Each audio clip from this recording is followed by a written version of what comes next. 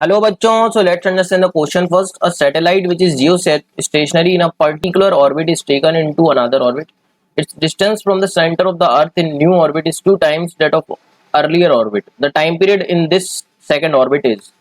So बच्चों जियो stationery satellite हमको दे रखी है एंड जियो स्टेशनरी सैटेलाइट का टाइम पीरियड अगर हम बात करें जो एक्चुअल ऑर्बिट में होता है दैट इज 24 आवर। ठीक है बच्चों, ये इसका टाइम पीरियड सेम होता है एज दैट ऑफ अर्थ। लेकिन एक्चुअल ऑर्बिट में जब वो अपने एक्चुअल ऑर्बिट में होती है तो हमने उसको एक्चुअल ऑर्बिट से एक दूसरे ऑर्बिट में ले गए हम बच्चों। Suppose this is the orbit of the satellite and this is our earth and यहाँ से हम इसको एक्चुअल ऑर्बिट से एक दूसरे ऑर्बिट में ले गए। इस तरीके से ये दूसरा ऑर्बिट है बच्चों, अनदर ऑर्बिट, इसमें ले गए। तो इसमें टाइम पीरियड अगर t1 है और इसमें टाइम पीरियड t2 है तो हमसे पूछा है what is the value of t2।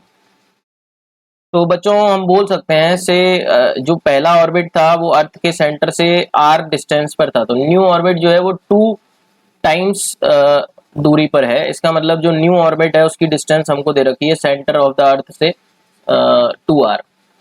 तो बच्चों टाइम पीरियड अगर हम केपलर्स का लॉ यूज करें तो टाइम पीरियड बोल सकते हैं T square is directly proportional to R cube होता है हमारे पास, यानी कि T is directly proportional to R की पावर 3/2 होता है। तो यहाँ से बच्चों हम इसको इजीली सॉल्व कर सकते हैं। हम लिख सकते हैं T1/T2 is equals to R1/R2 की पावर 3/2। अब वैल्यूज सब्स्टिट्यूट कर देते हैं बच्चों हम। सो T1 मैंने पहला ऑर्बिट माना, इसमें टाइम पीरियड 24 आवर होता है। T2 दूसरा ऑर्बिट जो नया हमने चेंज किया है, पहले ऑर्बिट की डिस्टेंस R है, दूसरे ऑर्बिट की डिस्टेंस 2r है, इसकी पावर 3/2 कर देते हैं। तो r से r कट गया बच्चों। सो यहाँ से हम देख सकते हैं T2 कितना आएगा हमारा 24 अपॉन या 24/1 कर लेते हैं और ये 2 की पावर 3/2 इधर पहुंच जाएगा बच्चों। 2 की पावर 3/2 मतलब √2 का क्यूब, यही होगा ना बच्चों ये।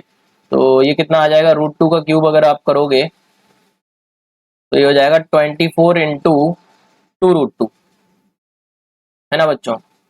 यही होगा ये। तो ये आ जाएगा हमारे पास 48√2।